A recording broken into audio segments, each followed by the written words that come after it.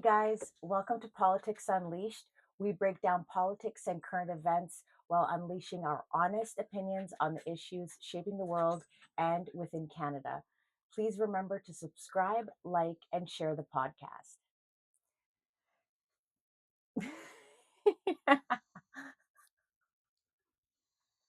Fuchs is joining the podcast.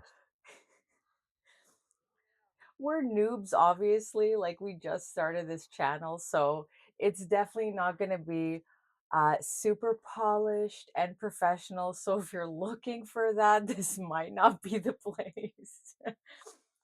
We kind of have a petting zoo going on. We have 5 cats and a large golden doodle. So, oftentimes, at least one of the pets is going to make a special appearance. Yeah. Uh, Fuchs Sorry, has guys. decided she's the guest of the week on the podcast. So So, I think okay. she did that in her last episode too, but that unfortunately is what happens when your house is full of pets. Uh, but we thought we'd do this episode on a topic we were just discussing earlier in the evening, which was simply how do you get through to some of the people who support left-leaning causes? Just because to us, I mean, from a simple evidentiary standpoint, the reality is there's some very profound problems in this country that obviously the steps we've been taking and the policies that have been in place uh, Are across harmful. Canada are basically actively harming the country, Right. whether it's the inflation that's raising the cost of living, the price of housing, uh, the immigration policies, the crime policies, the drug policies. Food insecurity. Yeah, I The list goes on just and the on, economic essentially. policies in general. Right. But Uh, social ha- policies as well. yeah, Almost, it seems like the social and the economic fabric of our society has been falling apart in every measurable way. And so, to me, I've never been a conservative supporter my whole life. And I'm very honest about that. And I've had an interest in politics since I was a very young girl, almost since I could talk. Because you know what, my dad was always watching CNN and Fox News, so I was always growing up watching the news, and they would actually value my opinion regarding politics even at a young age, like elementary age. When I say young, I mean young. And they would say, Michelle, who should we vote for? And I would say, Jean Chrétien. Like, I loved the Liberals. And at that time, I mean, they very much mirrored similarly to how the Democrats operated in the States during that period with Bill Clinton. And they were more centrist leaning than anything. They were fairly logical, pragmatic. There wasn't anything extremist about them per se. So I gravitated towards them.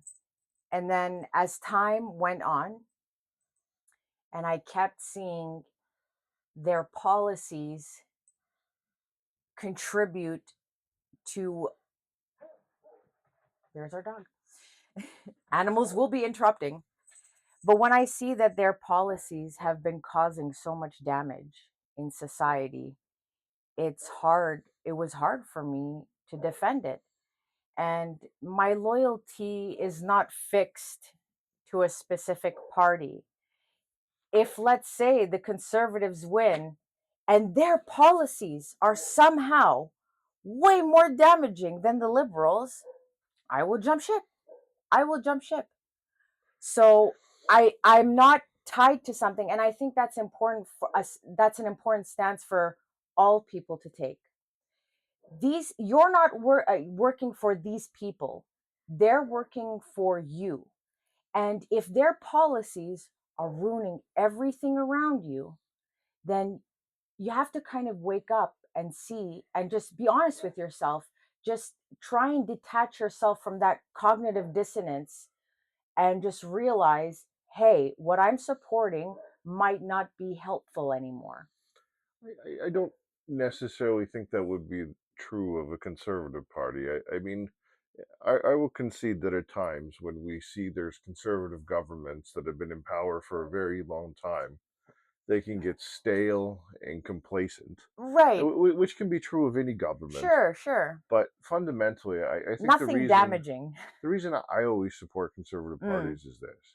I mean, just on a fundamental level, Hmm. their understanding of economics tends to be better, Yes. and their understanding of human nature is always going to be better than a liberal party because the liberal and left wing politics is always rooted in these kind of unfortunately false assumptions that are overly generous about human nature. They assume Yes. people are fundamentally good, Right. and for example, when you're dealing with criminals, they assume that there are no bad people. Right. That Uh, everyone can be rehabilitated. Everyone's a victim. Everyone Everyone. can be Right. rehabilitated, and there's no need to try and deter people through any kind of harsh exercises of power.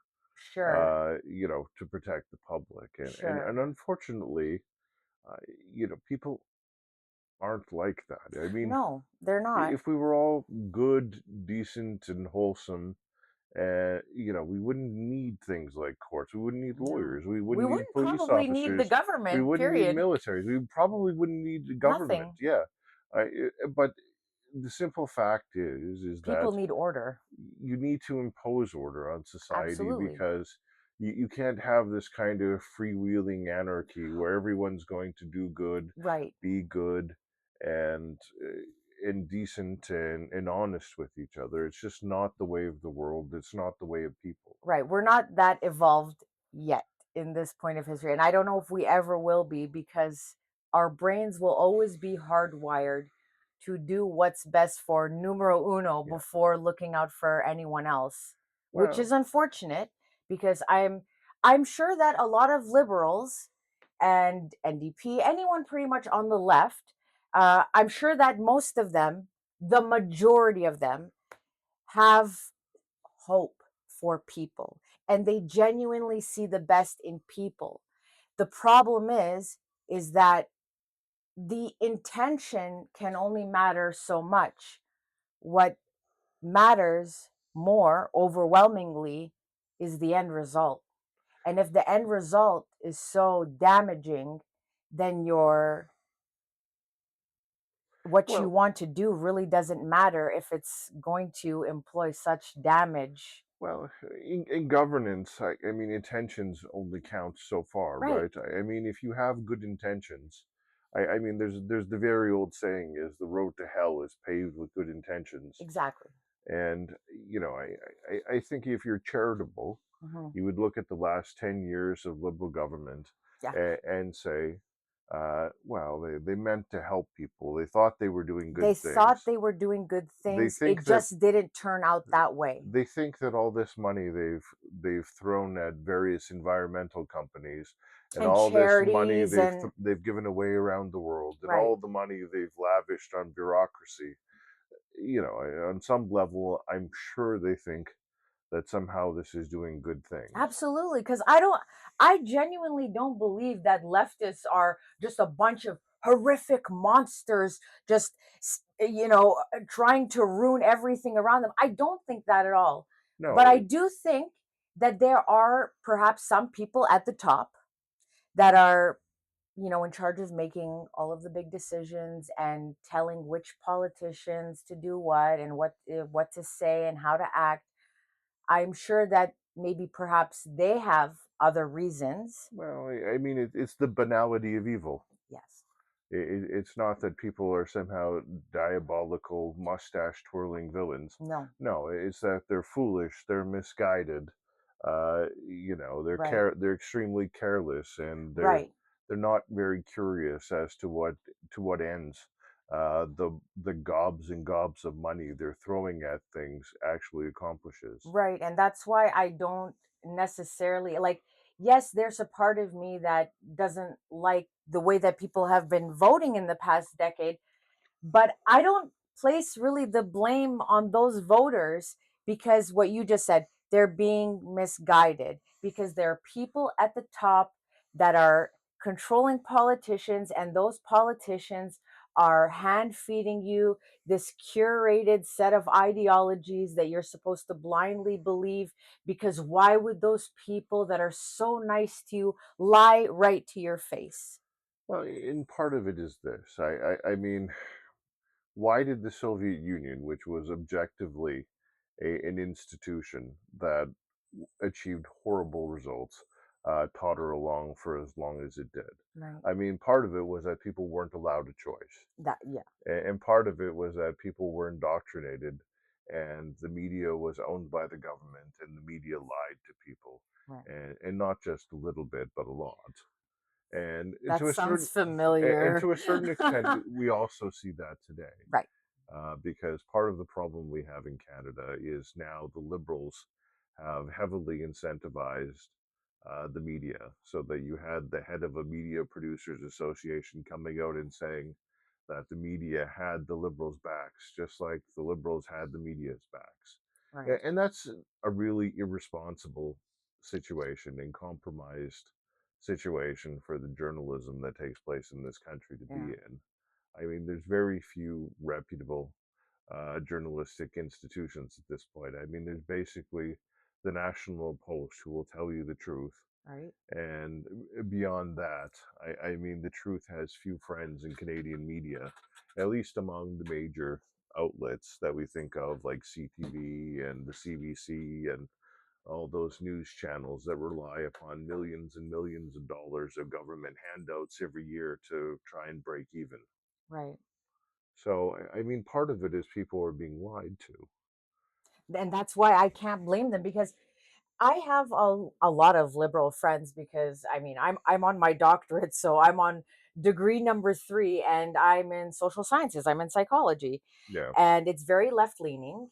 And in every single one of my programs, I've made friends along the way, and it's inevitable that most, if not all, my friends from certain degree programs have been leftist leaning.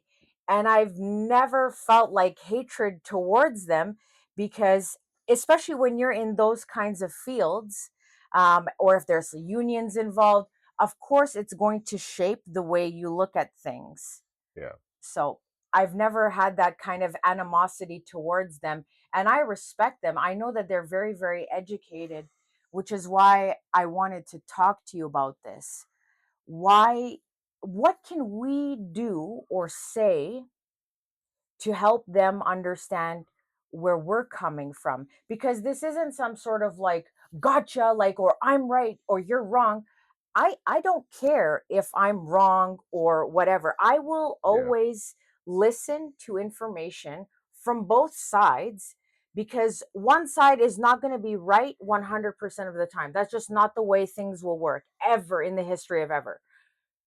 So I just want to know, because especially a lot of people that they are left leaning. We're talking about teachers, Yeah. we're talking about nurses, social workers, psychologists, a lot of even like judges. These people see society most of the time in its most damaged state ever, right? You see them when they're Yeah. sick, when they're overdosing, when they lose custody, when they've committed a crime, and you see all of this happening around you. And I have to wonder what's stopping them from maybe supporting the conservatives. I mean, some of it is just how your mind works. I forget Hmm. what was the name of that psychologist whose book we read a couple of years ago, who pointed out uh, that essentially people who are very liberally inclined basically Yes. have one kind of touchstone of all of their morality, whereas basically everything kind of functions on this kind of empathetic axis. Right. And while you look at conservatives, they think along that line as well, but they have basically five other moral considerations that their viewpoint is working along, and it's usually they'll consider tradition and Economics. sanctity, Right. and that doesn't even mean sanctity as in a religious No. impulse. No. It's more like a conservative will be outraged if you burn the national flag Right. Right. and Right. consider this a violation in a way. Upholding tradition and Yeah, societal order and standards.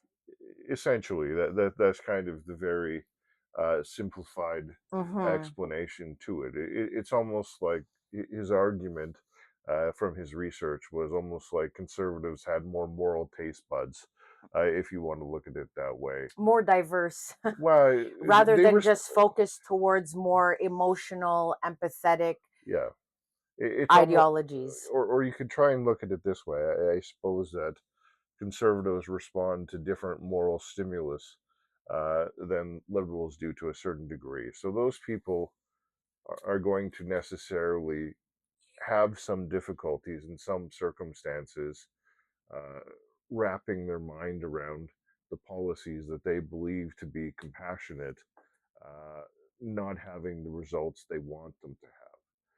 In my experience, basically, they basically have to be confronted by the actual evidence of those kind of policies' failure But to be able to grapple with the fact that what they're proposing and what they're told should work doesn't in fact work, and only then are they kind of open to the suggestion that that's the it's not thing. working. That's the thing. We're talking about people that are largely college educated, they're Yeah, well read, but they also have eyes and ears. They can see what's going on around them. yeah, It's very hard to ignore the drug epidemic. It's hard to ignore the crime stats. It's hard to ignore homelessness on the rise. It's hard to ignore prices when you go to the grocery store.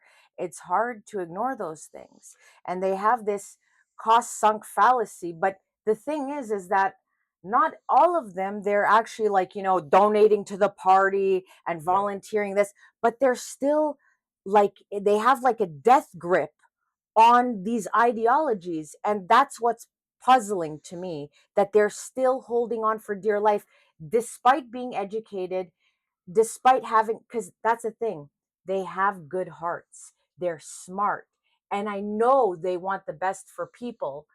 That's why it's very confusing to me, because I'm like, you've bought into it publicly, like people know where your politics lie, but I mean, most of them, they're not actually volunteering or spending thousands of dollars, like giving it to the party. So it's, Well, yeah, it can be difficult to get through to some of these people. I appreciate that because I both of us will try from time to time yeah, to explain things to some people, and right, sometimes you're successful. right, Like I told you the other day, one of my friends I was talking to who's a liberal. hmm, We were having lunch, and right. I talked about immigration many times, and how the prevalence of foreign workers was having a detrimental effect on young people and the elderly, like basically retirees who weren't wealthy, who needed to supplement their income, Yet who have been working their whole who've lives been too. working in their whole lives in this country. And he really thought I was just kind of exaggerating the problem and basically making much ado about nothing Because, because well, it didn't affect him personally. because he's very wealthy. Yeah, And there's nothing wrong with being wealthy. That's great. You work hard and you do good things. I mean, but opportunities will come your way. yeah, but But what the only point about making a point that he's wealthy is simply that he is it privileged. makes him removed Right, removed. from some of Exactly. the day-to-day Right. problems that are affecting other people, because once that's the kind of once you're in that kind of That status, class. yeah, you're in your day-to-day, you either deal with people who are relatively well-to-do or other wealthy people, Right. and you're somewhat removed and isolated from those kind of problems. And I suppose to our misfortune, we are not so isolated and removed from the problems affecting everyday Canadians, that we have that problem.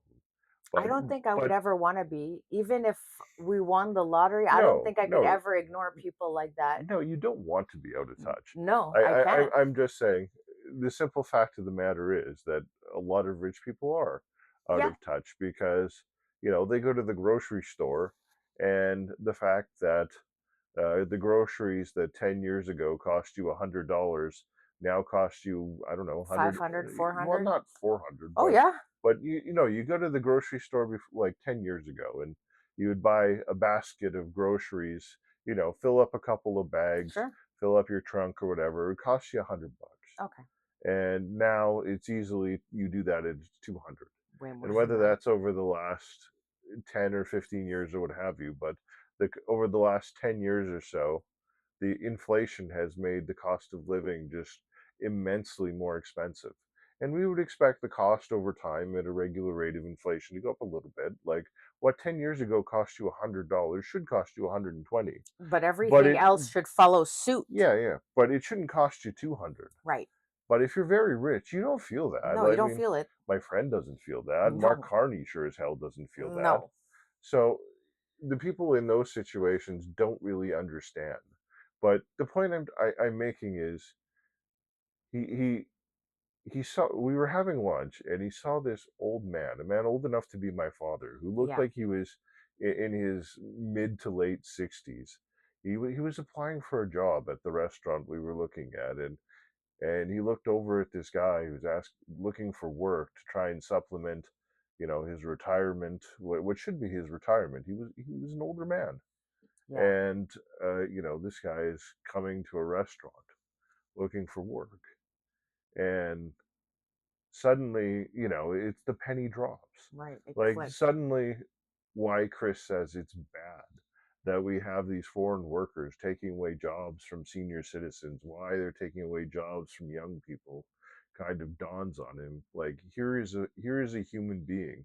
Here is an older man who should be comfortable in his retirement, Right. who feels evidently the pinch of how things cost at this point in time, saying that I need more money. I need to work. I'm old, but I can't afford to live if I don't work. Right. So he's there looking for work. And being confronted with that with your own eyes can make a difference, which is why I say when we talk to some of these people, we have to try and get them to acknowledge the problem so they can see that the way we're doing things doesn't work. Mhm. And I mean, how often do we hear people say we have the best healthcare system in the world? And, you know, we don't. No. I mean, when they I do, mean, can you see a doctor? Yes. If you don't have money, are you able to go to the emergency and get help? I mean, you're going to wait a long time, but hopefully you will get help. Hopefully you won't pass away there. But we could do so much better. That's the problem. We keep yeah. comparing ourselves to the States or other countries, but there are several other countries out there that are actually practicing in what I call the gold standard of medicine. And it's not only taking care of the symptoms at hand, but it's preventative. Well, I mean, anytime you see a global ranking of healthcare systems, we're not the best No, healthcare we're system in the not. world. I mean, we're lucky if we crack the top 25 of healthcare systems Right. in the world. So We need to kind of it's stop this pushing that it's lie. this kind of unfortunate lack of self-reflection. Like, sure, it feels good to tell ourselves we have the best healthcare system in the world. Okay, but does that get you actual health care? Does that stop people who are on a waiting list to see a cancer doctor from dying of cancer Right. while they're waiting to see a cancer doctor? Does it stop people from dying in a hospital waiting room, which sadly isn't a unique thing anymore? I mean, No, it happens all it across the happens too often. country, far too often now. Yeah, We didn't used to see that before. It would no, be a very rare occurrence if something like that happened. yeah. But now it's it's quite regular. It's like a monthly thing across the country. You'll see It's not always something. this province, but sometimes it's a It's different right province. Like across you, the country, right? well, like one month you'll read about it happening in Ontario Ontario or or Manitoba BC, or right? BC, and it's terrible. It is I mean, terrible. objectively, what we're doing as far as healthcare does not appear to be working. No, it's not working the way it used to work. And that's why we need to sit down with that and think to ourselves, what has changed? Yeah. W- And we can't always have this kind of false dichotomy that there's either the way Canada did healthcare from the 1960s through to the early 2000s, or the Americans have the only other way of doing healthcare. Right. I mean, it's not this Coke and Pepsi choice. Right. That's what it It's seems. not the Pepsi challenge Yeah. of healthcare. Yeah, that's what I keep Uh, hearing people say. yeah, Like they keep comparing it to the States. We'll go better than the States. I Why are we always comparing ourselves to the States? I mean, I get it. A lot of people they don't travel. They might not be as educated when it comes to other countries. Okay, I get it. But we're not the States is not the gold standard or our main competitor. And we shouldn't be trying to compete with just them. We should always be aspiring to be the best that Canada can be and looking at other successful countries and being yeah. honest with that. I mean, many of the countries in Europe have better functioning healthcare systems Yes. than we do. So does Japan, so does Australia, so does Yes. South Korea. I mean, there's a lot of places that have different healthcare models that we could be looking at and seeing Absolutely. how we could improve the way that we deliver care in Canada in trying to learn lessons and adjust our own practices, our own priorities, and learn something from the other countries of the world. It's really not that narrow of a choice, Right. and but it's always this dogma that we get pummeled at us from the media that if we think about doing anything different, the only other choice other than how we currently do things Is how the is States does it. American style healthcare. It's American Right. style politics. It's Right. American style business.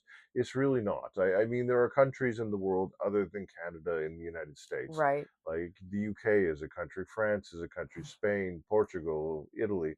I mean, we know these countries exist and they all have things that if you examine them, we could learn something from, Yeah. especially with respect to healthcare, Right. because our healthcare system is objectively terrible Right. in many respects. I mean, in some respects, it's good. Right. The things that we do well is used to be emergency treatment. Yeah. If you were in dire need of immediate medical attention, traditionally we have done relatively well. Yes. It's everywhere else the system used to fall apart, Right. and it's really distressing that the one thing we were kind of good at is now kind of falling off. Right. And it's inexcusable to be blind to the other countries' healthcare systems and the benefits that those citizens have seen. There's no excuse for it because we have technology and all of this information is transmitted in seconds. So if you wanted to go see what those countries look like, you could actually see Um, that just on a screen. well, and that part of the issue is, I mean, when you deal with people, you have to, because they're kind of committed to a pre-existing worldview. You have to ask them, well, how is this working right now? Right. And with healthcare, the immediate way these people tend to default to is, well, it's the fault of the conservatives. They're running Alberta, so all the problems with the healthcare system are their fault. And I'm like, well, What about the other how provinces? is BC doing? Right. BC's had an NDP government for 10 years. Right. They have fewer family doctors than we do, and their hospitals aren't running any better than ours, unfortunately. Right. So if the NDP have some special wisdom with respect to governing healthcare and running a healthcare system, why are they withholding it from British Columbia, where they've been in power for 10 years, Right. It doesn't make or sense. Manitoba, where they've now been in charge for several years, Right. and they were in charge for many, many decades? I mean, respectfully, I mean, the NDP, all they would try and do is throw more money at the problem. But in Canada, we unfortunately basically have the circle of healthcare, which is the people running the healthcare system say we need more money. All the people involved in healthcare get a raise when new money is introduced into the healthcare system. Right. And then, It doesn't the, actually go to that many new hires no, or it, innovative technologies. no, It's usually going it, to people get raises. people Is get raises, and especially the people at the top that are not actually doing all the grunt work, which no, I'm not a fan of. no. I mean, all that ever happens when healthcare funding goes up is all the people who work in healthcare get a big raise, Yeah. and nothing improves for anyone but the compensation of the people who work in healthcare. Right. And it's just a circle. It's just a cycle. They say there's no money for healthcare. We need more money for healthcare. There's more money for healthcare. Everyone in healthcare gets a raise. Then they go back to saying that there's no money for healthcare. We need more money for healthcare. And it would be comical if it wasn't tragic and sad at the same time, because unfortunately, there's people who rely on these systems that don't work well, Right. and to a certain extent, I mean, the people who are reflexively defensive about it uh, aren't really helping. Because if you view any criticism of the healthcare system as some kind of horrible slight against the honor of doctors and nurses, and how dare you question the efficacy of what they're doing, I mean, if we don't scrutinize and question how the money is spent and what the results are, how will we ever accomplish anything better? You need introspection, you need analysis, you need to examine problems to ever come up with a better solution. That's one thing that conservatives, for the most part, are better at. I will say that they are better at holding not only others accountable, but themselves accountable. Well, I feel that the left fails to do so in many accounts. I'm still waiting to see, like, for example, if Justin Trudeau is going to get charged somehow, like, what's they, but us, like, if we don't like a leader, if even if they have like a full confidence vote or whatever, if something's off about them, we will still critique them. Uh, but you don't really see that on the left. They will blindly support someone, even if they've just dragged them through the mud for the past decade. It's just very unfortunate. So this past weekend, we went to CPC 2026, so the Conservative Convention, the federal party, and we have policies that we will first kind of informally debate, and the top 10 in each section will then actually make it to the big floor, which is what you might see on CPAC, where it's like around 4,000 delegates and we're all voting on these policies. And the ones that didn't make it, there were some that we were very vocal about because you and I like to get up on the mic. And this is what I mean. When I don't like something, I'm not going to blindly support it because a lot of people do. Now, it's no surprise to a lot of people. This isn't like ground shattering news that a lot of conservative leaning people are pro life.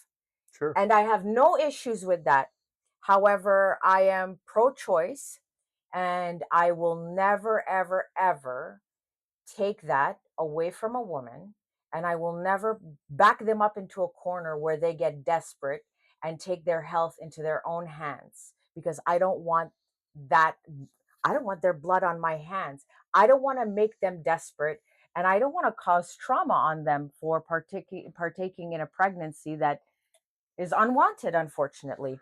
Well, So I got up and I spoke against it. And there was actually a couple of them that kind of alluded to life affirming. They kind of softened the language. It was almost like, let's see how open I can get this door. And I made sure to I close don't it know. right away.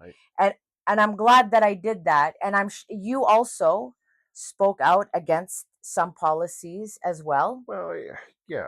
I mean, my general sense on those pro-life things is simply this: once we fix the problems with the economy, once we've settled the problems with immigration, once we've settled the problems with crime and drugs and pipelines and all the other afflictions that the country's facing, then we can have these kind of debates about those type of No. things. And I see, and that's where that's where I'm very, very different. to me it's That's not on the table. to me it's just so low priority. I mean, Again, so respectfully, yeah. to you, it's not a priority because you don't have a uterus. I sound like a freaking liberal right now. I'm just like, no uterus, no opinion. But for real, like it Well, sounds in. I'm not even really pro-life. I'm probably less pro-choice than you, but You're way less pro-choice but than me, on like this, way but less. the pro-life people wouldn't even think I'm particularly pro-life. Right, but They would be like, I'm just saying, I'm just saying, I Battleck know. has no real strong opinions on Sure, the sure, issue. sure, but it's not a competition. But the thing is that um even when we live, if we ever get to that state in society where everything is perfect, that will never be on the table. And I'm glad it didn't make it on the big floor. And if, and I'm saying this Yeah. officially, if the conservatives ever had something like that passed and they actually implemented it into law, I will run for the Liberal Party. Well, I mean, to me, the one thing about it I don't like is that there's no law one way or the other. I don't like a legal vacuum. Okay. Um, anyways, we're gonna change the subject. Well, I'm just saying, I don't even care what it is. If the law was just that the status quo should prevail, I would prefer there be a law that says that the exact same circumstances we have now are the law, rather than there being no law at all on the books. Right. I I don't like the Because they do have like standards that, Well, I don't like the fact that we've essentially delegated our abortion law to a point where it's relying on the medical ethics of the Canadian Medical Association to say what is or is not medical, or sorry, ethical in this respect to be what effectively what our law is. I mean, that doesn't seem like a serious way of dealing with it. It's kind of a, we don't really want to touch it. Let's hope someone else figures it out for us and leave it alone type thing. And I don't like that aspect of Canadian politics necessarily, where we basically try and take any kind of hot potato and say, here, doctors, you sort it out amongst yourselves, or here, judges, we think this might be a little bit more difficult to decide than it should be. Let's pawn this decision off on someone else, and then say, "Oops, guess we had no choice. This is how it is now." here's the thing, most of them that they do those kinds of procedures, Yeah. they are in specific clinics and they do have certain thresholds where they will not even entertain it past a certain period. Oh, I know There that. are some that, and that's probably where I draw the line when it's like, okay, it could be viable, which is technically under what is the threshold right now. Yeah. Um, but again, I'm still not going to take it away from someone just because it bothers me inside. I'm not going to take it away from them. But those instances are very rare. They are not this common thing that kind of gets blown around by our side, because you hear them. They're like, Well, it happens all the time. And I'm like, it doesn't. It really doesn't. It just doesn't. No one is that. No one is that evil that they're gonna like. They're fully like third term and they're gonna do it. Like, I'm not even it's saying what very rare. you have to understand. I'm not even saying what the law should be. Yeah, All I'm saying is my preference would be that there was a law of some way, shape, or form. yeah. And it's just because But it doesn't seem like yeah, we've even seriously addressed the issue by having no law at all.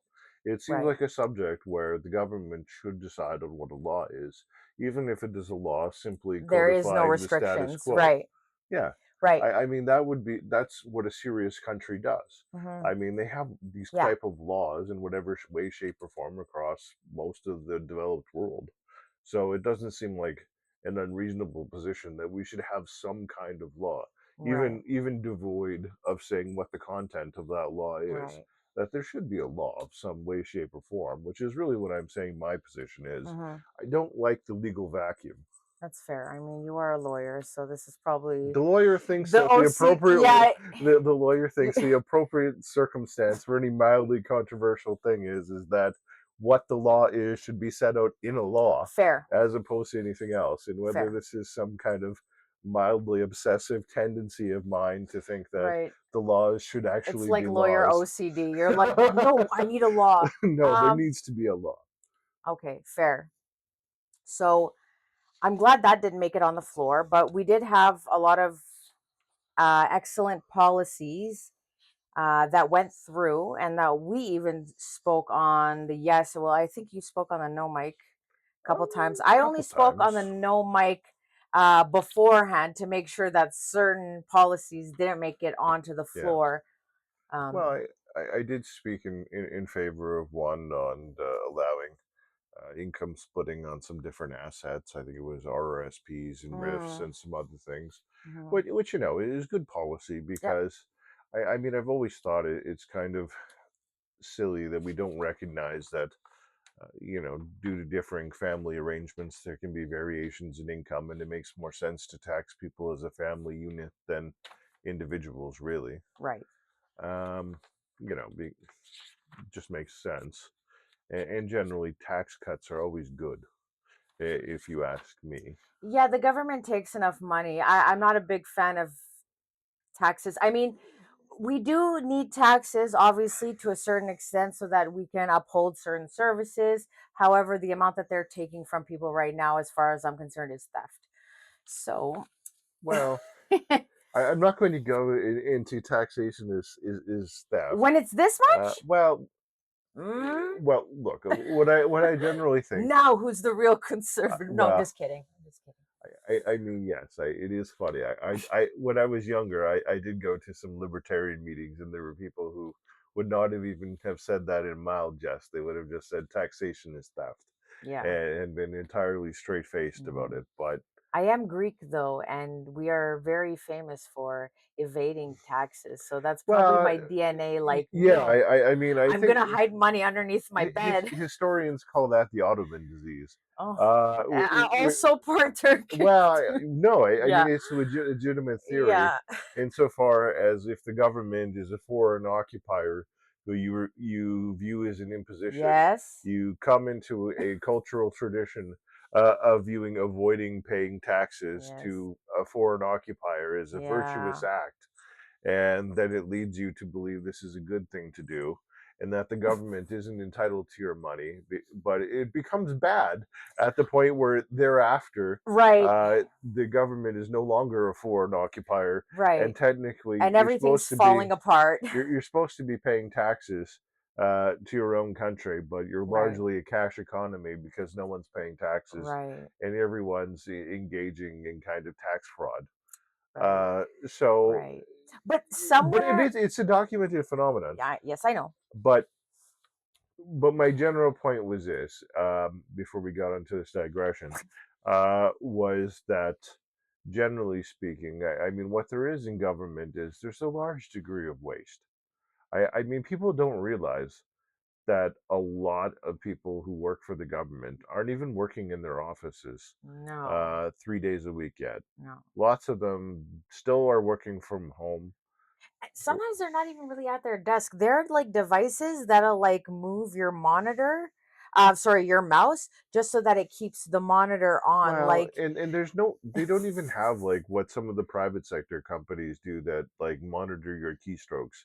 The government, to my understanding, doesn't even use that because a lot of private sector companies, if you're working from home, will have keystroke monitors that actually keep you logged in and are monitoring your activity. Uh, there are ways to bypass that now. well, there might be, but There are. there's certainly My friends have them. I, Some of them, I'm not gonna out them, but they do well, have them. I'm just saying the private sector goes to greater lengths to try and convince people that these people are actually doing work uh, than are necessarily in place for the federal civil servant. Because you talk to lots of people, their neighbors that are civil servants can be seen during the day when they're supposed to be working, walking their dog, running errands, and everything else under the sun Yeah, when they're technically on the clock. right. So, I mean, and every academic study that looks at the effectiveness of public sector workers Mm-mm. notes that largely they are less productive than their private sector counterparts, and they take a lot more sick time than Yes. their private sector counterparts, and they also are far more likely to go on disability than their private sector counterparts. So you largely have a coddled, unproductive workforce that's being hired to deliver whatever programs are meant to be delivered. And I mean, our there's money isn't being used wisely. So I'm never really convinced that they need ever increasing amounts of it. right, and that's why taxation is theft. No, okay. Well, No, no, no, no. We need it's taxes, just not like this, not like this. well, we need taxes, sure. I mean, but do we need as much money as the government takes from us now? Arguably, No, obviously not. no, I mean, not even close. well, I can't think of it. There's no level of government that's efficiently using our tax money. No. I mean, And it's bizarre because they're taking more money each year, municipally, federally, but the services are diminishing. oh yeah, I So know. that's what pisses me off. And that's why it feels like theft. Okay, because they're not delivering on their end of the deal. So, Well, I mean, the city of Edmonton is always a very good example of how they increase your level of taxes every year, mhm, and they provide you with progressively less service. they can't even be bothered to check who that they're giving money to. Yeah, and you know what? Shout out I Nick mean, Shirley. I'm certain that there are programs in Canada that are just as terrible as the programs in Minnesota. Mm, we're gonna have people in buildings.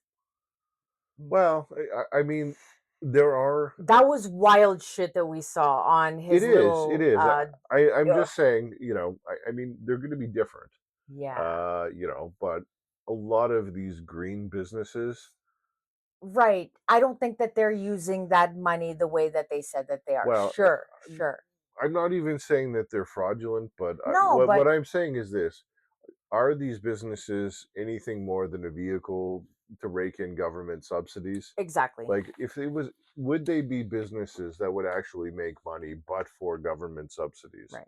And I'm very dubious that a lot of these so-called green energy companies or green technology companies would actually be viable business models, if not for the fact that there were people pouring millions and millions of government money into them. And most of them are not practicing what they preach. Okay. And we No. see that from our leftist politicians all around the world, jet setting almost every day, and they're preaching to the commoners, watch out for carbon gas and greenhouse gases and blah blah blah, while they're just jet setting around the world. Well, So are we meaning to go back to how to talk to liberal people, or are we just going to talk about the convention now? I don't know, we're going back and forth. Well, yeah, I'm tired and my attention is fading sure. and my brain just wants to talk about everything. The ADD is taking over. The ADHD is definitely taking over. Yeah. It's late. Well, I mean, the convention was good. I The mean, convention was fantastic, yeah. and I did an interview, like a little short little interview, nothing special, with CPAC, and they were asking me, like, did Pierre say anything surprising to you in that speech or anything like that? And I'm like, not really, because he's always been a hard worker. His messaging has remained consistent throughout the years, and ultimately nothing has changed. And I told them that that's why it was so shocking to me that we had floor crossers, because nothing on our platform changed. He didn't change, nothing. Everything stayed the same. And those MPs and Pierre, they are still committed to their image and their idea of what would make Canada better Yeah, ultimately. it's true. I mean, that's the thing about when we listen to Pierre. I mean, there's going to be a lot of overlap with his previous speeches because fundamentally, I mean, he's someone who has a worldview. So it's not like anything over the last 2 years has drastically altered his perception of the world, because that shouldn't. No, But because the damage is still there. yeah, It's still and the a lot same, of the right? problems Mark Carney hasn't remain repaired. unaddressed. Right. I mean, there's some new material, so to speak, dealing with emergent issues, and I thought that was good. I mean, Sure. he's branching out onto some new topics and in some new Right. directions, and I think he went to a lot of effort to try and humanize himself a little bit more in his Which speeches and talk honestly, about himself and his family, and kind of give this kind of perception to kind of get across his identity as a family man, which I think is important because people relate to that. but And you sound like the media now, because this man has always been a family man. He's always mentioned his family. His family has traveled with him extensively throughout his campaign and even before that. It has never ever been something hidden, or like he just like gathered up these random people to be like, "Hey, do a photo op with me." Like, he's always been that person. So it's just listen, I mean, when Stephen like, Harper won, yeah. part of his appeal was he put on a nice, non-threatening powder blue sweater and he sat there petting his cat and put out a bunch of photos of the Harper's cats, and that made him more relatable to the everyday So Canadian. if I ever ran for politics, I'm already halfway there. Well, I'm telling you, if we ever have to deliver a political speech, we're taking Caesar out on the stage with us, and maybe one of the cats if they'd let us. But the cats don't really like They're public gonna freak appearances. out and No, run. Caesar's there. They're gonna attack people in the crowd. Caesar's there for sure though, Yeah. because Caesar would love to meet every single Oh person in the yeah. crowd. He'd Uh, probably get kidnapped. So like he's just gonna go off with some no, you stranger. keep him on a leash, but Okay. We're not gonna uh, let him loose. we can't entirely let him loose Yeah. because uh, he would be happier than any politician to go glad hand. Yes. He would just want to go and sniff every person and uh, you know and say hello. Strangers are just friends that you haven't met yet. Yes, for Caesar, strangers are just friends he hasn't met yet. Yeah. He has that very liberal mentality, I guess, about him. But I Uh, mean, it does make me feel bad for Pierre when I because again, many of my friends are very left leaning, and as such, my algorithm is set in a way where it's delivering to me both conservative and liberal type posts, social media posts. well, And the stuff that they say about him makes me very, very sad and a little bit angry because they call him fake elitist. The guy was adopted. He's worked hard for everything he's had in his life. He's not privileged. He's not like a globalist elitist, like a multi-millionaire. Like I'm okay. Oh, now he's gotten money because he's invested in real estate for I don't know how many years, but nowhere near the level of what Mark Carney has. Like not even close to that kind of amount. no, Mark Carney is like the people at the top that we don't really see like when I'm talking about like New World Order, I'm like, that's the guy. You need to keep your eyes on him. yeah, He's not that person. And they no, keep portraying him as this like robotic, fake, uh, heartless creature. And I'm like, oh my God, I've met him multiple times. I've spoken to many times. He's a kind man. He's a family man. And people they keep saying this as if it's an insult. He's been a lifelong politician. Okay, he didn't have any other jobs. That's not a diss. That means his passion was always to better Canada. Always. I mean, I understand the criticism about being a career politician to a certain extent because, generally speaking, what that means is you're not someone who has life experience. You're not going to necessarily understand the Sure. struggles that people are going through. But at the same time, in the circumstances we have now and the choices we have now, it's kind of ridiculous because the Liberal Party is basically run by Mr. Burns. I mean, Mark Carney's there, Seriously. like excellent, Excellent. and Right. I I wonder who mean, Smithers is in this. Friedland? no, she's gone. Yeah, I she is. guess You never know with her though. She just pops up out of nowhere. She's like a sleep paralysis demon. I don't know. Smithers would be Wilkerson or something like that. Okay, One of all his right. rich guy buddies. Yep. But yeah, by comparison, Pierre is just a regular middle class guy, and Didn't even have a life of no, privilege. no. I His mean, parents were middle he grew class, up kind of middle to lower lower middle mid. class, Right. We're not and exactly so just who he knows and how he's lived his whole life puts him far more in touch with the concerns of everyday Canadians. right. So it doesn't apply to him. This I whole know, lifelong I know, politician. but that's why in this particular circumstance, I Right. don't think what's generally a reasonable criticism makes a lot of sense. Right. I understand why it applies in some cases because what you really don't want is some rich kid who doesn't have any life experience, who kind of dipsy doodled through life basically on a trust fund, wandering into politics, being completely out of Hmm. touch with the everyday people That sounds running the so country. familiar. I And can't put my you finger know, on you were just trying to him. think of a good example of that and why that's a bad Mm, thing. Yeah, I don't And, think we and have ever I don't know. experienced that any time. Like, What do we have a prime minister no, like I that? don't I don't think know. so. I don't know. I think he worked hard for everything he I don't got, know. I mean, and he was.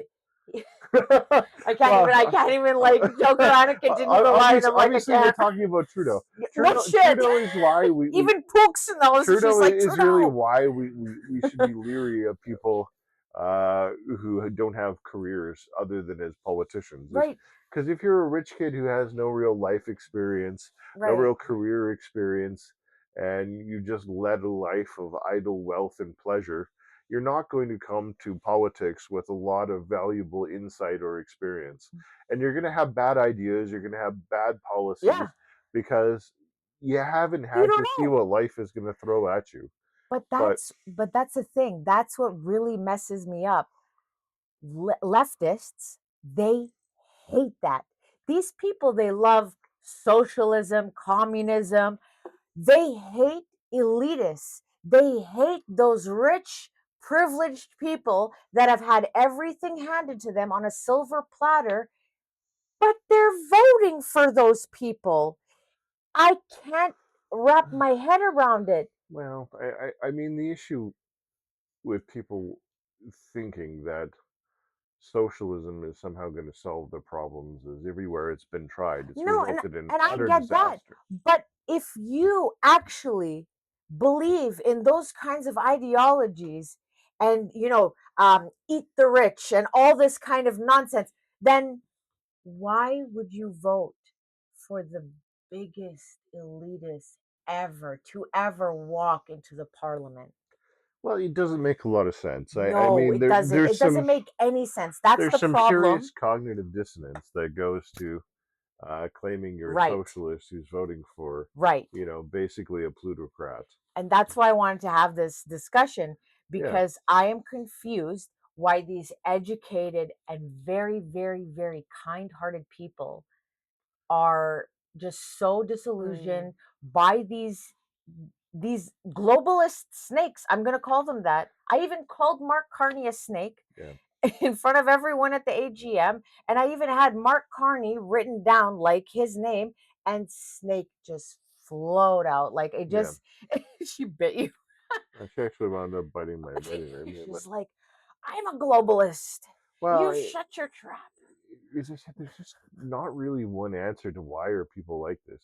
I mean, some people, it's that they're kind of isolated from the negative effects. Like they're But they're not. retired. That's what Well, I'm no, telling you. The but ones that I'm talking yeah. about that I know personally, You mean young they're people? they're Why are some young people left wing? yeah, but they're in the fields, and that's what confuses me. Well, They see people at their worst. They see people when they've committed a crime, when they're court mandated to be there, when they've lost custody, they're addicted to drugs, they've overdosed, they're on their deathbed in the hospital. That's why I can't wrap my head around it. well, Because you know how you said your friend, who's very yeah, privileged, had to see it right in front of his yeah. eyes to actually understand. They see it every day, not only every day, multiple times a day, and way more extreme than your friend just did. Well, part of it is also a certain amount of self-selection. Like people who go into social work, who go into healthcare fields, generally they're extremely empathetic people, and to a certain extent, they're they're allowing their sense of empathy to override any kind of logic and reason. But then, if that's the case, then you would want to change that because of your empathy, because you see that there's so many people dying, that they can't afford things, that 1 in 4 people are food insecure here. Wouldn't your empathy be just going off like Mm. crazy? But it's reason that makes you in logic that makes you make those next few steps. And that's the issue. Like you have to confront people with the consequences and make them see But the failings. that's the thing, because I know them personally, and they're very logical in almost literally every single other facet of reality except for Well, this. which is In my experience, I mean, when you argue with these type of people, it's not like people you present them with some insight or argument, and suddenly the light goes off, yeah, and suddenly they have some kind of Damascene conversion, and right. It's only people they're on the like fence that Chris or are like Michelle. that. Now that you've said this, I've changed my worldview. Right.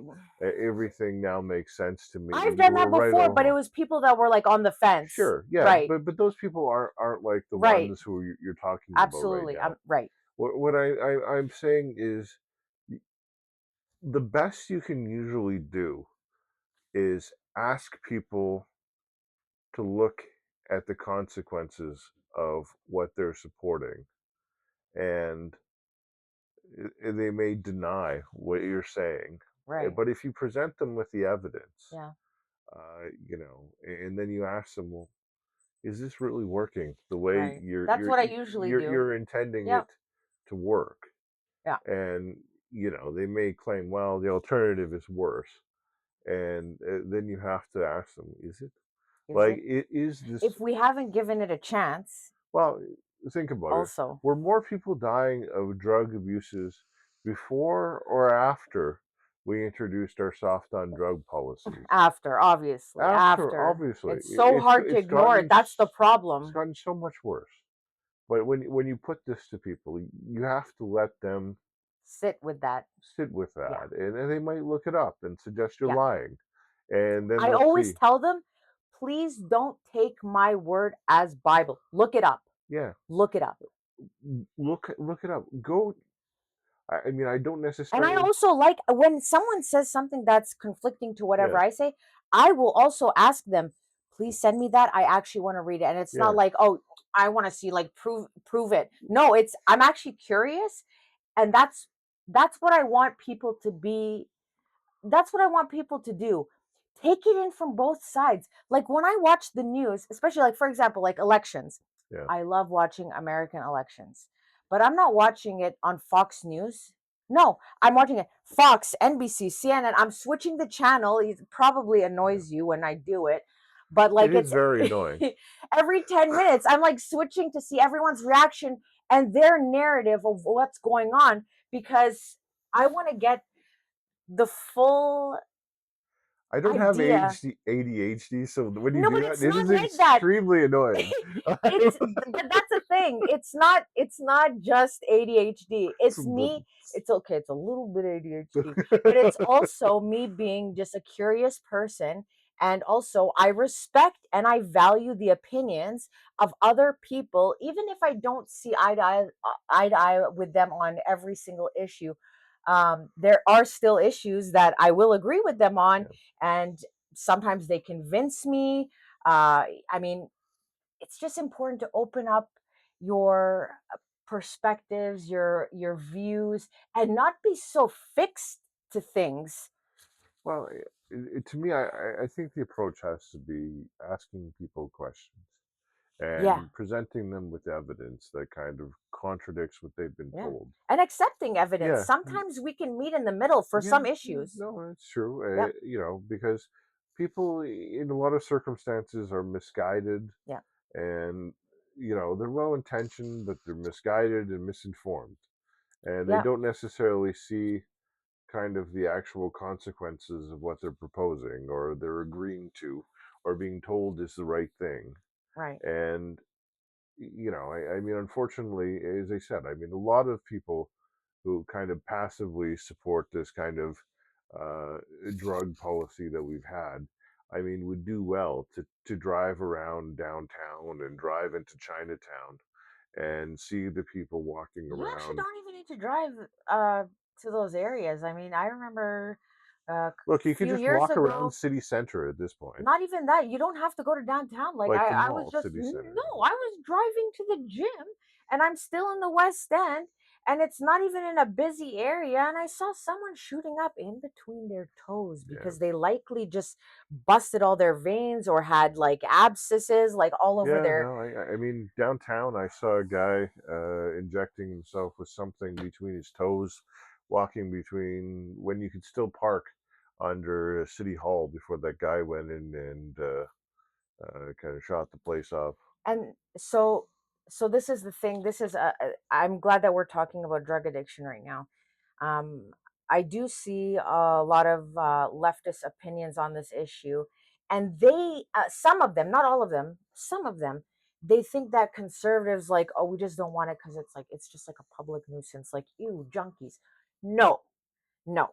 And I'm going to say this from my point of view, and I know that a lot of people have this same point of view. When I look at a drug addict on the streets, I don't think, ew, gross, look at that junkie. I look at them, and I try not to cry, and I look at them and I see that's someone's kid. That's someone's kid, and they might not see them today because they might overdose, they might die. And I wonder what their family and their friends are thinking. They must be worried about them, and they themselves, they're worried about, where am I going to sleep tonight? Am I going to get stabbed tonight by someone else? What's going to happen to me? Am I going to get trafficked? Am I going to get raped? Am I going to get killed, assaulted? Or I might take my own life by my own hands. And that's hard to watch. And that's what alarms me, that these people, that they operate on that basis of purely empathetic ideologies, but they're seeing this every day. Well, and it's also not cost free to let these people roam around No, and I get because that. no, I'm not even saying it's not just a problem for them. No, They kind of inflict their problem onto society on the whole because it affects other the things, amount of crime and right? vandalism Right. they cause And even public safety, and like, public safety, like there's needles in like parks, for uh, example, there's needles in parks. There's people robberies, they break in mug people, entries, they right? stab people, they steal. I It's mean, you bad can all go. around for them and Yeah, for others. yeah. I mean, there's reasons now that people can't even use a washroom in certain establishments Right, downtown. right. There's reasons why certain stores now have There's everything under lock and key. there's reasons That it why was people, never the case why before. college kids don't even want to use public transportation Yeah, anymore. like there's people afraid to use the LRT.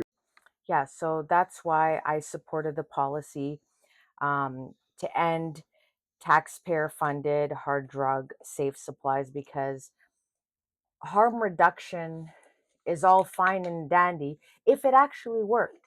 I believe in harm elimination, and with that, that money would be better used towards rehabilitation services, because the wait lists are quite extensive. It's very hard to see mental health professionals, drug addiction counselors, and every moment matters when it comes to addiction to hard drugs. Because with fentanyl, it takes grains that you can't even see with your own eye that will kill you instantly. So we really need to do something about it and actually provide those services. If we really do have the best healthcare in the world, we actually need to show it.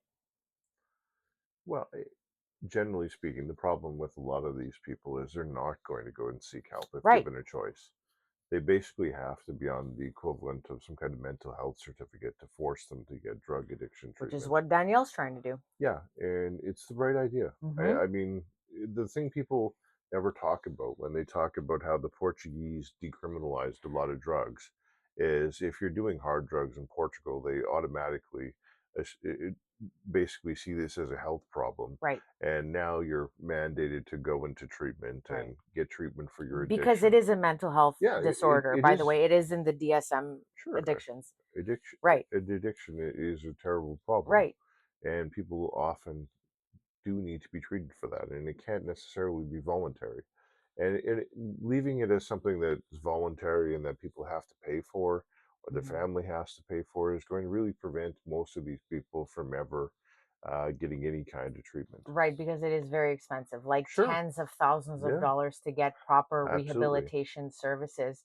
And it doesn't sit right with me. I mean, I'm doing my doctorate in psychology, and I look at, okay, addictions is in the DSM, and when you're doing something that is so detrimental to your health that you're actually playing with your own life, Yeah. and you're actually like a lethal risk to yourself and Yeah. or others, you'll be put on a hold, a psychiatric hold at the hospital. These people are playing with the most lethal drugs on the face of the earth. And well, one of the drugs is the most lethal on the face of the earth. It's not like they have anthrax in their hands, Yeah. but they're playing with their lives and they're not being placed on holds. Well, we give them some Narcan, patch them back up, back out you go. Yeah. And that doesn't make a whole lot of Yeah. sense to me. Well, of course not. I mean, it's obviously not how, if you were thinking about it from perspective of what will cure this person, what you would do. Right. Uh, y- Because they keep saying, well, no, it shouldn't be forced. It needs to come from them. Sure, when we're talking about mild addictions that aren't life threatening, yeah, sure, that would be the case. But when we're talking about something that is lethal and we see that, what is it, 50,000 people have died in the past 10 yeah, years because of opiate overdoses just in Canada alone? Yeah, no. You can't just wait for them to see that. Their brains are hardwired to just want to get high. That's it. That's all they think about. They don't care about their own safety, clearly. Lots of them are homeless. They don't care about anything but that next fix. yeah. I mean, you can't treat fentanyl or you can't treat crack or opiates the same way you would like someone with kind of a mild or to moderate drinking problem, No, where you got to slow down right. or you really need to stop. Yeah. And Or maybe going to see a therapist once a yeah, week. That's not going to cut it. no, Right. I mean, the problem is we're kind of putting these kind of problems where this kind of overpowering urge on the same level as though it were like this kind of mild to moderately concerning drinking problem. Right. And It's anything but that. yeah, and look, and treating it that way is basically massively underreacting to the problem. And these It's substances actually just, not underreacting even. It's you're making it worse because you keep on reviving them and just saying, because you're pretty much instilling in their minds that, oh no, everything will be okay. I can still continue doing this. yeah. I mean, for most of these people, it would be better, honestly, if they went to jail because they at least would probably be made to dry out to a certain extent. Right, but Be- they need to be under medical supervision because when it comes to like severe alcoholism or opiate addictions, they yeah, actually need to be like medically monitored because they could die during detox. That's the thing. look, I've had clients where when they would go into jail, they would be there for a week or so. You know, after a week or so, Yeah. you talk to them, they'd sound more normal Yes. than they would before, Yeah. and then within a matter of time, days after coming out again, Yeah. back to whatever kind of substance Right. problem they had before. Right. And it's kind of vicious and unfortunate. I mean, but for many of them, it's probably very good that if they go into jail, they're forced into temporary detox, if nothing else. It's obviously not a long term solution because they would back onto whatever they were on the moment they could get their hands on some money on the outside to get back to it. But leaving them just to kind of repetitively abuse themselves in this fashion is really no better than leaving someone who's kind of threatening self-harm to continue to do that in another way. And it doesn't matter if they're using a needle or a knife. It's still just terrible self-harm. Right, that's why it's hard for me to distinguish between the two. It's like, oh, okay, you're threatening suicide, you're gonna cut your wrist. But if you say that, hey, I'm gonna go buy some fentanyl, I don't know if that batch is gonna kill you or not. So shouldn't I be treating that as enough of a threshold to, you know, get a psychiatric hold on you? Like, it's the same to me. It should be. It should be. Uh, unfortunately, for whatever reason, as I said, the way we've dealt with drug addiction is just over the last 10 years especially has been really really counterproductive, really unfortunate, and it's ruined thousands and thousands of lives to the point where many of them have died, and tens of thousands more have are just leading a kind of zombie-like existence. And among other things, I think it's really something we need to pull back from very, very strongly Hmm. because with people who will do this, I mean, maybe people will say you shouldn't fight the war on drugs because you'll never win. No, but you can make it more scarce. If you Right. make the supply less, it can get to less people and it can damage fewer lives. So what you can do is you can combat the supply and you can try and rehabilitate the people who are using these drugs. You And could I make think, the punishment harsher too. yeah, especially for traffickers. Right. I mean, because, the idea that if we just let the people who are hooked on drugs do drugs, it's more compassionate. You're not really recognizing what it is doing to them Right. because those people are suffering incredibly, Right. and the lives they're leading when you see them kind of bent over on the street, kind of sitting there, almost like Folded over. folded over, or passed out in an alley or in some doorstop. I mean, that's not a life. I No, and the damage that they're doing not only to their body but their mind. Like, it's hard no, to the damage, a lot of the damage can't really be reversed. It doesn't matter how healthy you no. are. Um but some of it can be, and it's that little glimmer of hope why I'm so supportive of things like that. Well, and how many people have developed psychosis because of this drug use? Yeah. I mean, you see it all over the streets. You see how they're talking to themselves. They'll start yelling Yeah, out in the streets and no one's even around them. It's it's sad. not good. No, it's No. not.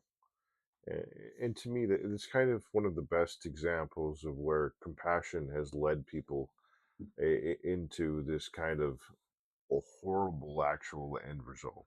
Right.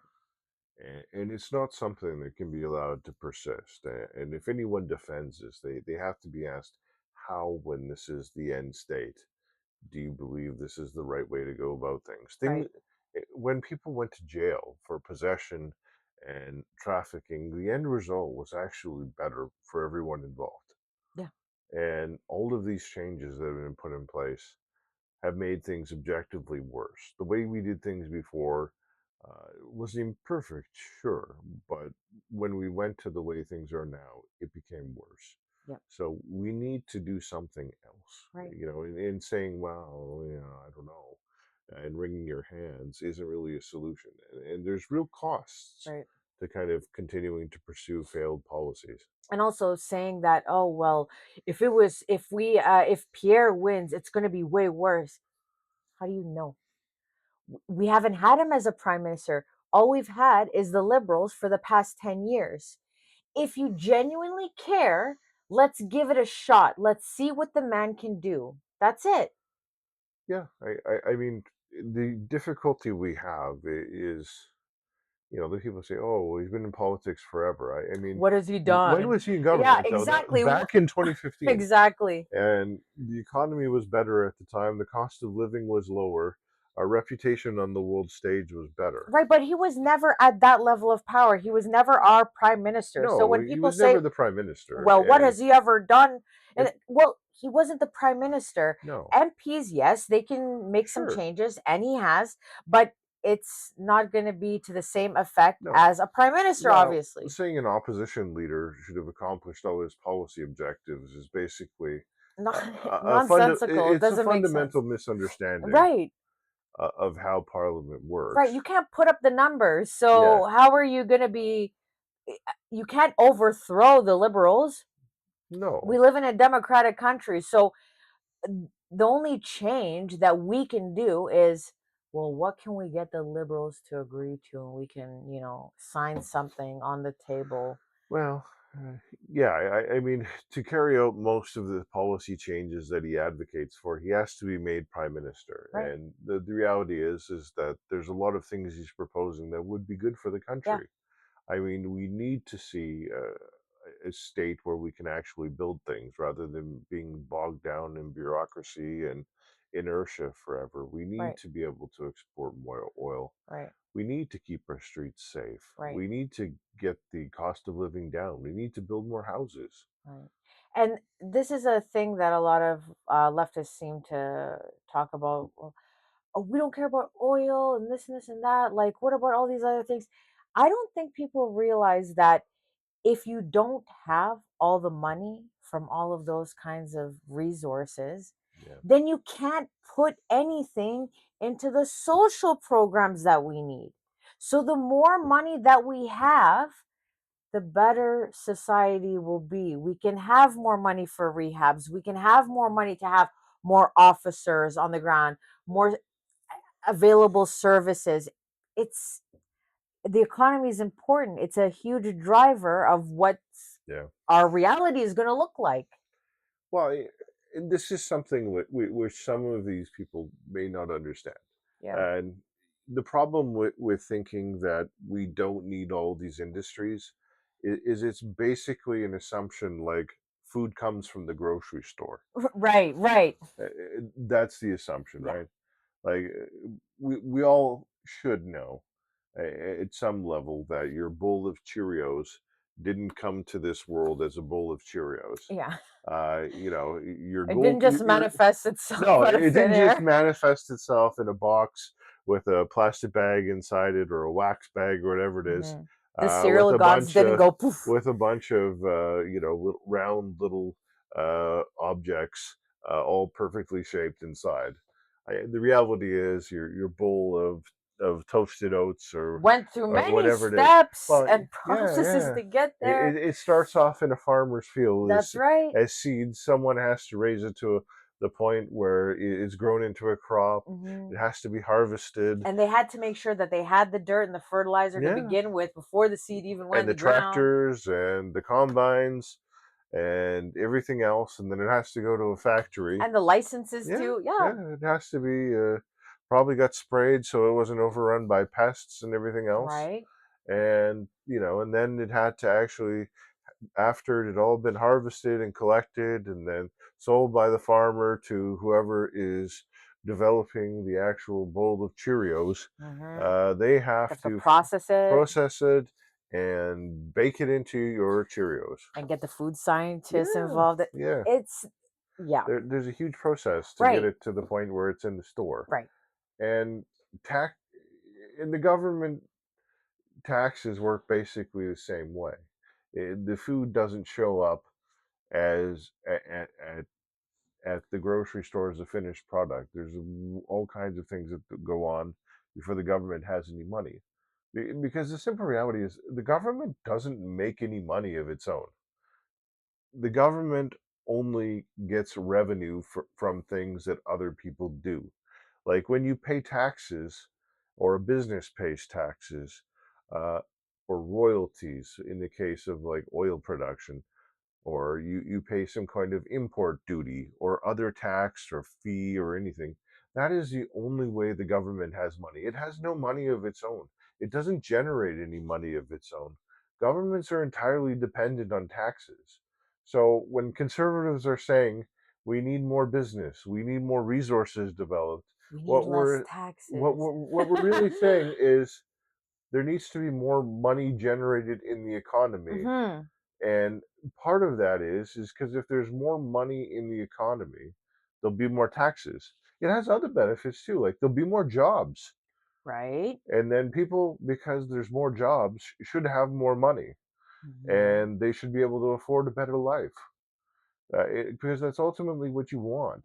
I mean, what really conservatives would like to see is the whole country kind of enjoying the boom times that Alberta Yeah, the had. fruits of its labor. Yeah, like when the oil sands were going full throttle Right. at their busiest points, where people who were willing to work were easily able to make six figures, and guys who just didn't have any particular background or training, they had some safety tickets and a willingness to work long hours. They were making excellent livings, providing well for their families.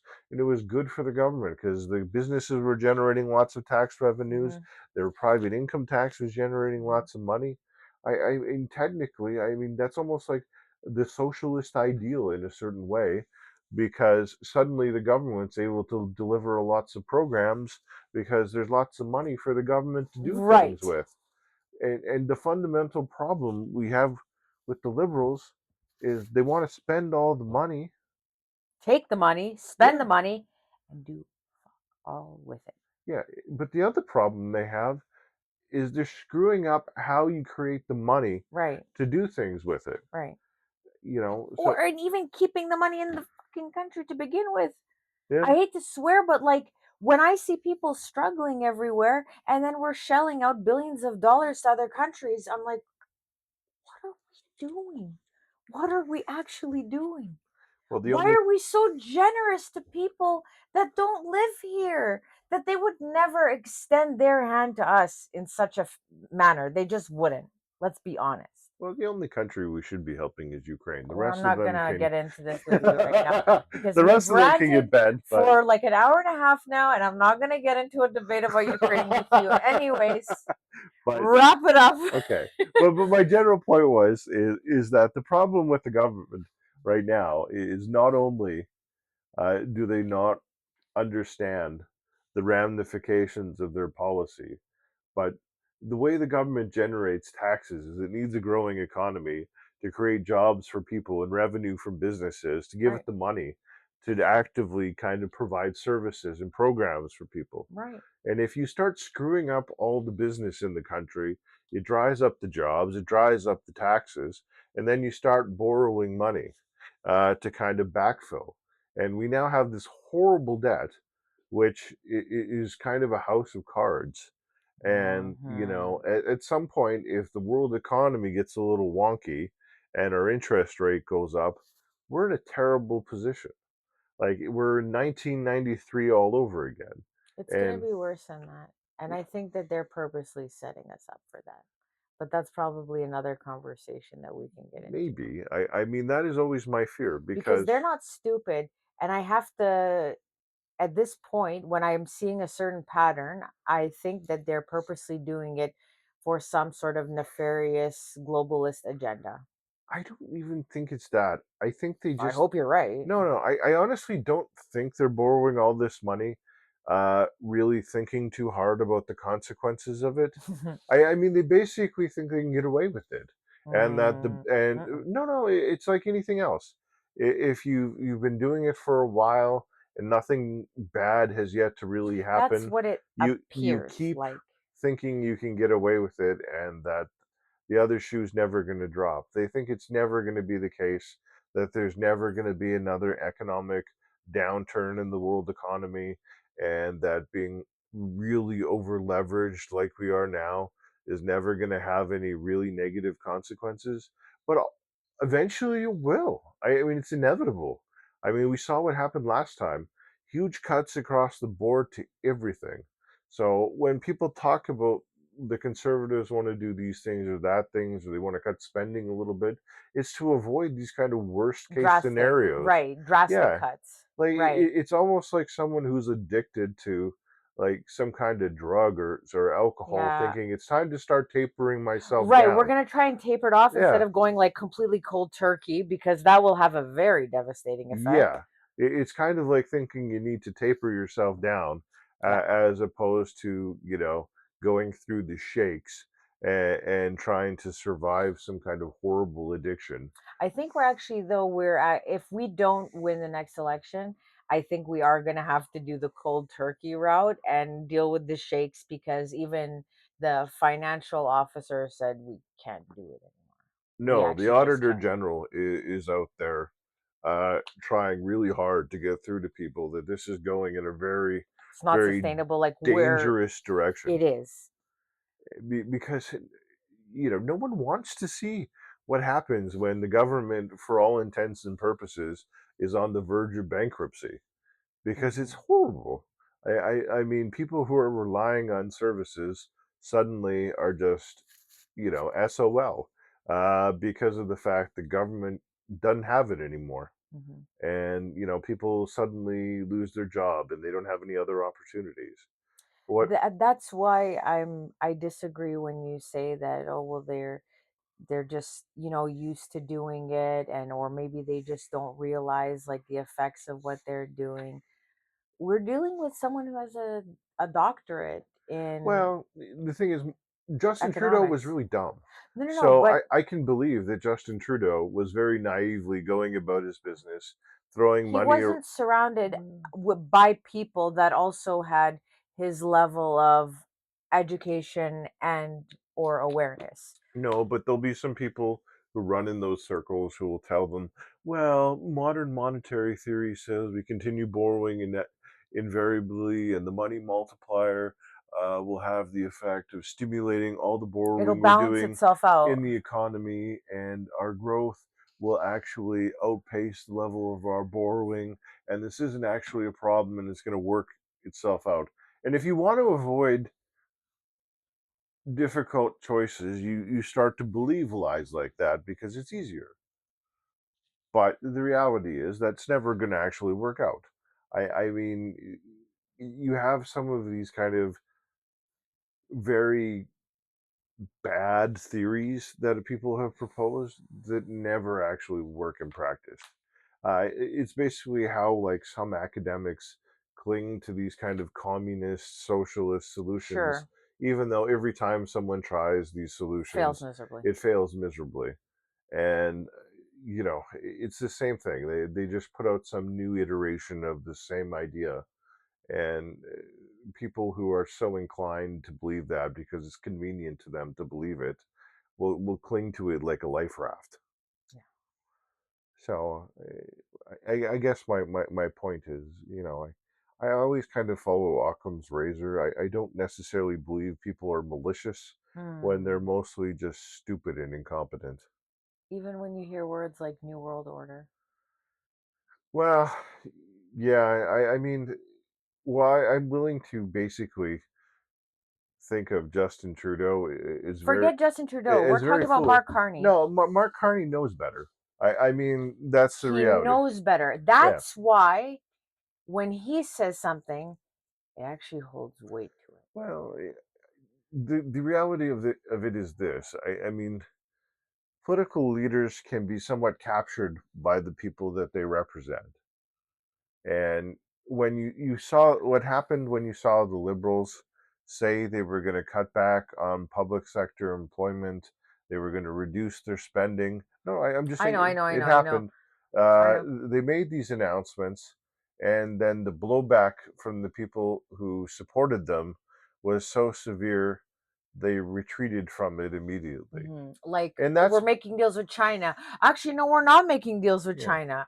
Well, that's why you kind of see this yo-yoing of what the liberals are doing right now. Like they'll say something that sounds halfway more reasonable than what they've ever said before, but then they'll retreat from their position because it offends the people who are voting for them, because they've had this decade of Trudeau basically, engaging in kind of socialism, for lack of any real better way to terminalize what he's been doing. How do you pedal back from New World Order, though?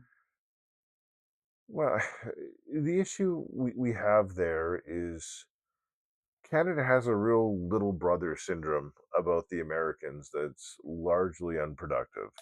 Like this reflexive anti Americanism, it, it's such an unproductive waste of our It's time. exhausting. It really is exhausting. I mean, whether it's we have to always compare ourselves to the Americans, or we have to sit there with bated breath about whatever's happening in America. I mean, sometimes it's fun to watch because it's like the circus. I mean, it's fun to see the lion tamer and the monkeys and people jumping from trapeze to trapeze and so forth. But the reality is, all this stuff about, oh, we need to trade with other people. We're never going to trade with anyone as much as we trade with the Americans, just from the simple reason of proximity. 80% of our, Yeah, yeah, 80% of our trade goes to the United States. right. Why? They're right beside us, Yeah. and no other country is anywhere near as close to us. Yeah.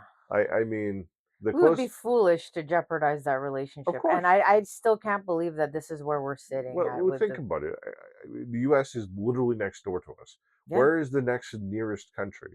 Yeah. I mean, it's either across an ocean, and you're talking about like the UK, Mhm, or Spain and mhm, France and the rest of the EU, or it's mhm. the other way across a huge ocean, and it's Japan and South Korea and China and Australia and all those countries. But you literally have the Atlantic Ocean, the Pacific Ocean separating you from other potential trading partners, Right. or you essentially have the U.S. in the whole Who length has a and breadth huge of population, yeah, and not only just trading, protection. yeah. They're our best ally. I don't care if we're a Commonwealth country. If you don't have the Americans on your side, you have nothing. Yeah, I mean, there's never going to be any way we don't have to somehow reach an accommodation with the Americans. And unfortunately, we're really not trying to approach that constructively right now. No, and we should be. I and it sucks that we have such a damaged relationship right now because I respect the Americans and I've always been fond of them. So it's very disappointing to me that these liberals are just damaging the relationship with the our best ally, the most best ally you could ever ask for because they're the most powerful country on the face of the earth, and now you're just rubbing shoulders with the devil. That's what it feels like. Well, and the problem is the fact when we're dealing with China and presenting them as an alternative to the United States is that everything these people rant about the United States is far more true of China than it could possibly be of the United Right. States. They're like, oh, he's a fascist and he's a murderer. This guy's just I'm like, so we're not gonna talk about the Muslim detention camps in China. We're just gonna ignore all of that. We're gonna ignore how people are being paid pennies a day in sweatshops. We're just it's all good, right? We're gonna ignore the fact that CSIS told us multiple times that China is a security threat to Canada. Okay, Like, yeah, I mean, all of the criticisms people have about the United States basically are actually valid about China. I mean, China right, literally will disappear dissidents within its country.